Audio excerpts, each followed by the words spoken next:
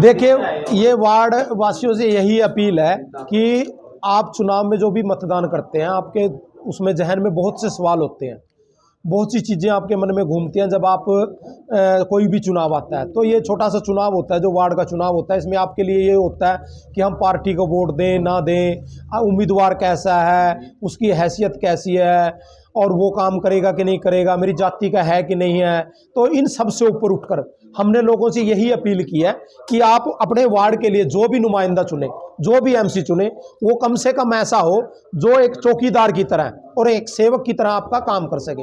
अगर आप किसी हैसियत के हिसाब से किसी कैंडिडेट को चुनते हैं तो मुझे नहीं लगता कि 5 साल आप उसको कोई काम बोल पाएंगे, क्योंकि जो वार्ड के अंदर मुख्य रूप से कुछ काम होते हैं वो मुख्य रूप से छोटे कार्य होते हैं। जैसे कि क्या होता है, आवारा पशुओं का बहुत बड़ा मुद्दा होता है, पानी की निकासी का सबसे बड़ा मुद्दा होता है। अब शास्त्री नगर में अगर हम अपने वार्ड की बात करें तो बंदरों का बहुत बड़ा मुद्दा है। तो लोगों की बहुत छोटी छोटी समस्याएं होती हैं, Aadhaar card, PAN card, Ayushman card, जन्म प्रमाण पत्र, मृत्यु प्रमाण पत्र, ये इस प्रकार के कार्य ज़्यादा रहते हैं लोगों के।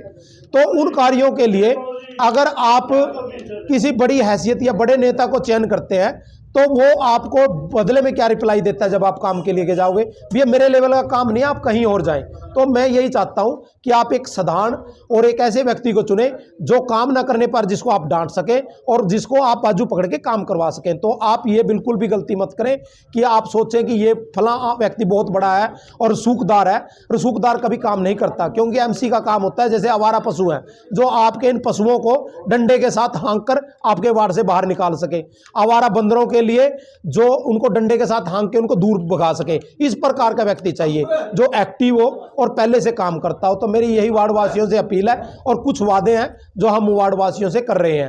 पहला वादा तो हमारा इस घोषणा पत्र में ये है कि अब तक क्या होता रहा है, बहुत से लोगों की समस्याएं हैं वार्ड की भी, जैसे हम जन्म प्रमाण पत्र, मृत्यु प्रमाण पत्र, आधार कार्ड, पेंशन, आयुष्मान कार्ड, जो भी चीज़ें बनवाते हैं हम उसके हमको पैसे देने पड़ते हैं। कहीं 100 रुपये लगते हैं, कहीं 200 रुपये लगते हैं, कहीं कभी कभी हमसे 500 रुपये भी लिए जाते हैं।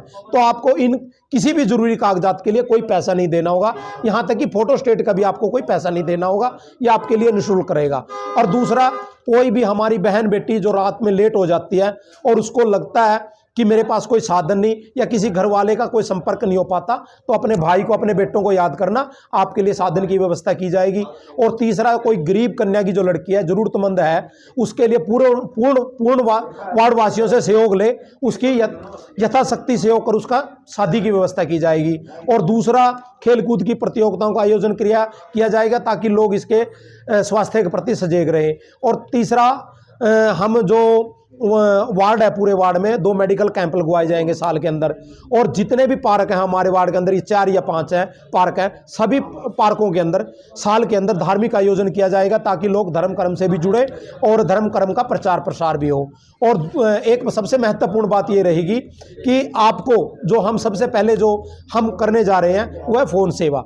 आपको कोई भी कागजात बनवाना है तो आपको कहीं भी आने की जरूरत नहीं है, आपने सिर्फ कॉल करना है और ये कहना है कि मेरा आयुष्मान कार्ड बनवाना है मैंने, तो हम आपको डॉक्यूमेंट बताएंगे, वो आपको कलेक्ट करके अपने पास रखने हैं और आपको फ़ोन करना है। आपके घर से ही डॉक्यूमेंट लेके जाएंगे और कागज़ बनवा के आपके घर ही देके जाएंगे। इस प्रकार की जो हमने वादे किए हैं, जो हम पूर्ण कर सके वही हमने वादे किए हैं, क्योंकि हम नहीं चाहते कि राजनीति में इस प्रकार के वादे करें कि जो पूरे ना हो। ऐसा पहले भी हुआ, क्योंकि हमारा ये वार्ड 2015 में सर्वसम्मति से बना था और जिसकी ग्रांट बड़ी मोटी थी कि ये कहा गया था भी 1 से 2 करोड़ रुपए ग्रांट मिलेगी। लेकिन अगर बात करें उसे 1-2 करोड़ रुपए की, हमारा जो सबसे बड़ा जो बेस है, सनातन धर्म मंदिर है हमारे इस वार्ड का, उसकी भी जो ऊपर की बिल्डिंग है उसमें आज तक भी ढंग से प्लस्तर नहीं हुआ, ना पेंट हुआ, ना रेनोवेशन हुई। कहाँ गया वो 1 करोड़ रुपया, वार्डवासी ये भी जानना चाहते हैं। तो हम ये ऐसे वादे कर रहे हैं जो हम पूरा कर सकें। और सभी से यही अपील है कि आप अपने भाई बेटों को आशीर्वाद देना और हम आपकी सेवा के लिए हमेशा तैयार रहेंगे।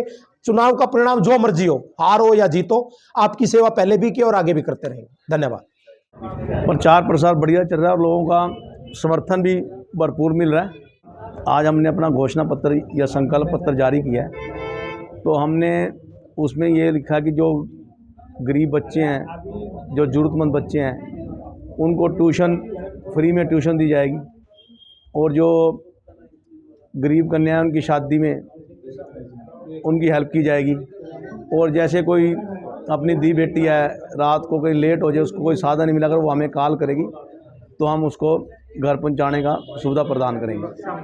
हाँ, सुरक्षा में कराएंगे और उसका व्हीकल का भी उसका प्रबंध करेंगे ताकि उसको घर छोड़ा जा सके। लेकिन मेरा 2 नंबर बटन है और उगते सूरज का मेरा निशान है।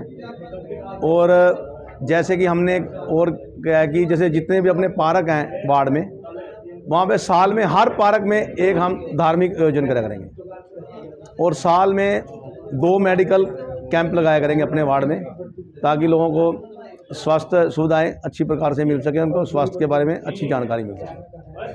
किस तरह बड़े बुजुर्गों से आशीर्वाद मांग रहे हैं? बड़े बुजुर्गों से कि हम तो यही अपील कर रहे हैं कि हमने जो बड़े बुजुर्ग जो हमारे पास कोई आए पेंशन के लिए, हमने उनका जितनी किसी भी वार्ड में पेंशन नहीं बनी होंगी, जितनी 19 और 21 वार्ड में हमने पेंशन बनवाई होंगी, जबकि हम ना कोई हम एमसी थे ना वो इधर, लेकिन हम सिर्फ ये चुनाव इसलिए लड़ रहे हैं भाई हमारे पास एक मोड़ आ जाए, क्योंकि हम अगर लोगों का जो काम कराने के लिए जाते थे उसमें विलम्ब होता था, भाई किसी दूसरे की तरफ ताकना पड़ता था, फार्म लेके साइन कराना होगा तो मैं शाम को आऊँगा, सवेरे आऊँगा, और इधर उधर हमें घूमना पड़ता था।